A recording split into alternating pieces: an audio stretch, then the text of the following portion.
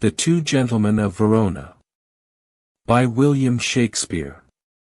It is a comedy, believed to have been written between 1589 and 1593.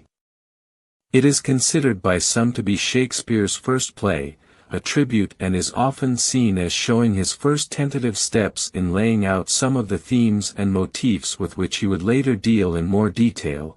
For example, it is the first of his plays in which a heroine dresses as a boy.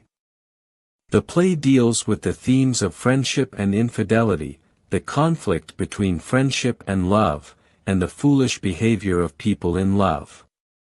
The highlight of the play is considered by some to be Launce, the clownish servant of Proteus, and his dog Crab, to whom the most scene-stealing non-speaking role in the canon has been attributed. Two Gentlemen is often regarded as one of Shakespeare's weakest plays. It has the smallest named cast of any play by Shakespeare. Summary. Bosom buddies Valentine and Proteus bid a tearful farewell on a street in Verona. Valentine is off to improve himself, venturing out to see the world, while Proteus stays home in Verona, tied by his love for Julia. After Valentine departs, his servant, Speed, enters. Proteus inquires whether or not Speed delivered a letter to Julia, to which Speed replies affirmatively. Julia, meanwhile, asks her maid, Lucetta, with which man she should fall in love, and Lucetta recommends Proteus. Lucetta admits that she has a letter for Julia from Proteus. After much bickering, Julia tears up the letter, only to regret this act an instant later. Antonio decides to send Proteus, his son, to the Duke's court in Milan, a decision with which neither Proteus nor Julia is particularly happy. They exchange rings and promises to keep loving each other.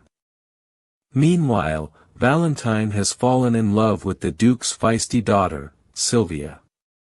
When Proteus arrives at court, he too falls in love with Silvia, and vows to do anything he can to win her away from Valentine. When Valentine confesses that he and Silvia plan to elope, Proteus notifies the Duke of their plans, gaining favor for himself and effecting Valentine's banishment from court. Back in Verona, Julia has hatched a plan to disguise herself as a man so that she can journey to Milan to be reunited with Proteus. Upon arriving at court, she witnesses Proteus and Thurio wooing Silvia. The banished Valentine, while traveling to Mantua, is apprehended by a group of outlaws. The outlaws, all of whom are banished gentlemen as well, demand Valentine to become their king.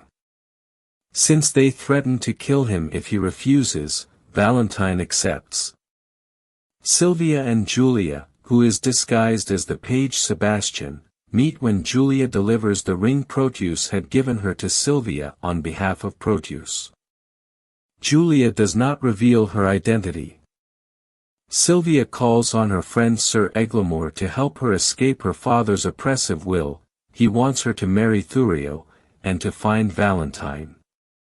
However, while traveling through the forest, she and Eglamour are overtaken by a band of outlaws. Eglamour runs away, leaving Silvia to fend for herself against the outlaws. By this time, the Duke, Proteus, and Thurio, with Sebastian/Julia in tow, have organized a search party for Silvia. Proteus wrests Silvia away from the outlaws. Valentine watches the interaction unseen. Proteus demands that Silvia give him some sign of her favor for freeing her, but she refuses. He tries to rape her for her resistance, but Valentine jumps out and stops him. Proteus immediately apologizes, and Valentine offers to give him Silvia as a token of their friendship. At this moment, Sebastian faints and his true identity becomes clear. Proteus decides that he really loves Julia better than Silvia, and takes her instead. The Duke realizes that Thurio is a thug and says that Valentine is far nobler and can marry Silvia. Valentine asks for clemency for the outlaws, and suggests that his marriage to Silvia and Proteus' marriage to Julia should take place on the same day.